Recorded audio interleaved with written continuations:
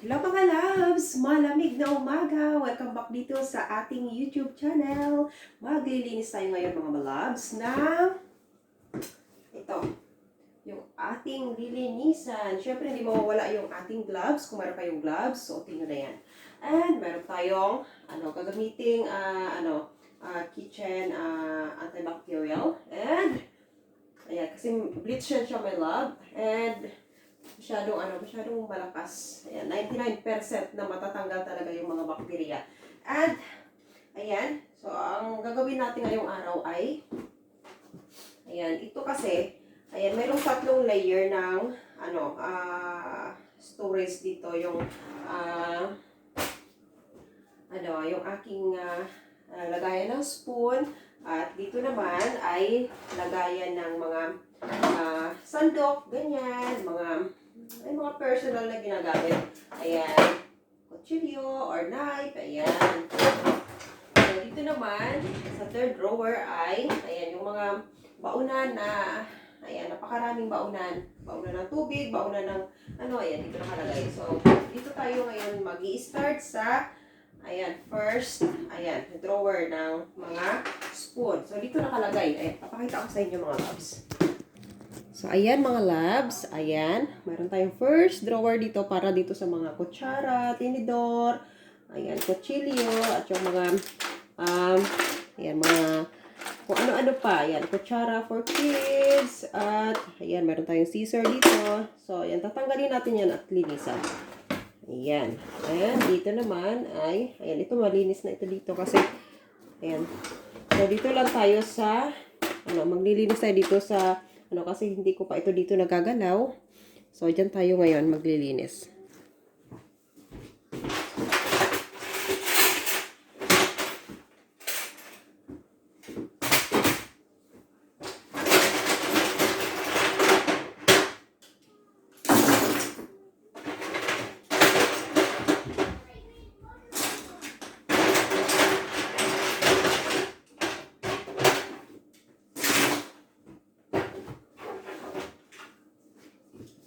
Kailangan lagi siyang fresh kasi madalas natin siyang ginagamit. Lalo na yung kutsara, tinidor, ayan, madalas natin siyang ginagamit. At, ayan. Ayan, kung wala kayong, wala kayong fabric, ayan, kung meron kayong ganito, sponge, ayan, pwede nyo gamitin para paglinis.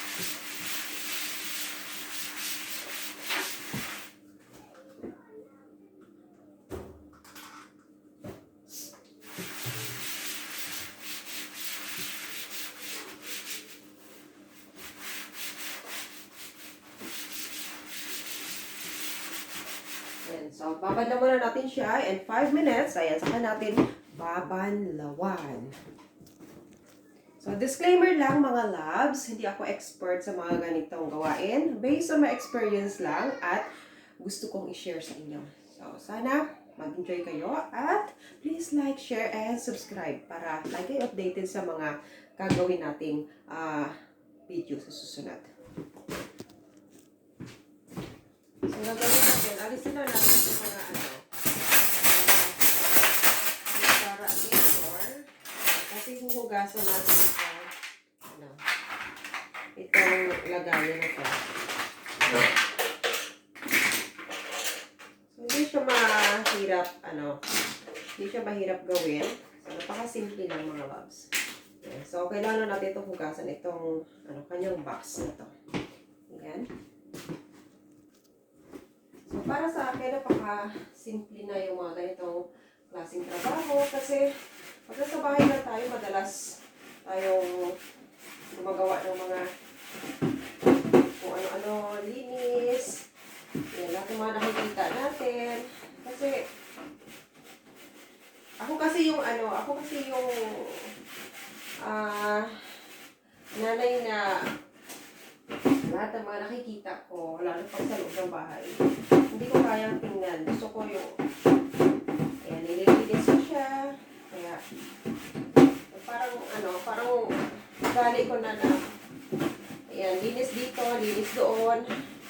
Ayan, mas gusto ko siyang trabaho.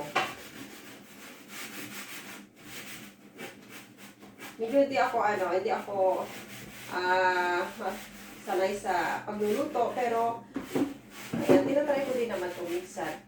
Pero parang mas gusto ko yung, ayan, madalas ako naglilinis, lalo sa kusina. Ayan, gusto ko lagi yung fresh at laging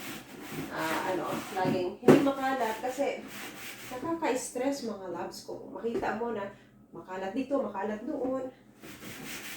So, mas komportable tayong gumalaw or gawa ng mga iba pang bagay kung wala tayong nakikita na makalat. So, ayan, napakaganda rin.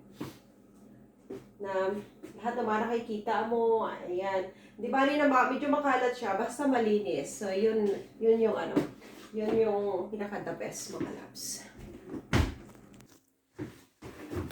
Punasan na natin to kasi basang-basa pa siya.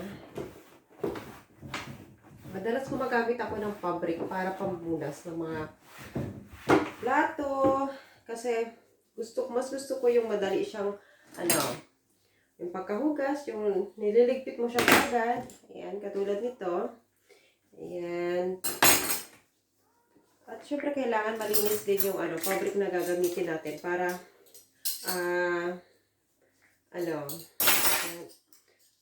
wala kahit anong mga bacteria na dito kasi yung kutsara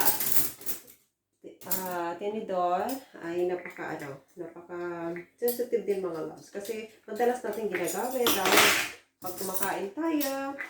So, kailangan malinis din yung gagamitin natin fabric. Ayan, katulad dito. So, ayan mga loves, tapos na natin na hugasan. Ayan, ibalik na natin. Ayan. So, malinis na siya.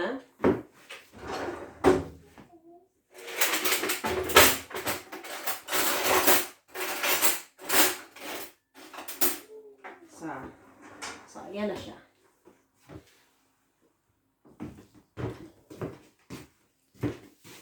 So, ayan. So, dito na tayo nagtatapos mga loves. And I hope nag-enjoy kayo sa ating bagong ginawa ngayong araw na to. And thank you for watching. See you again to my next video. Bye for now. Bye. Bye.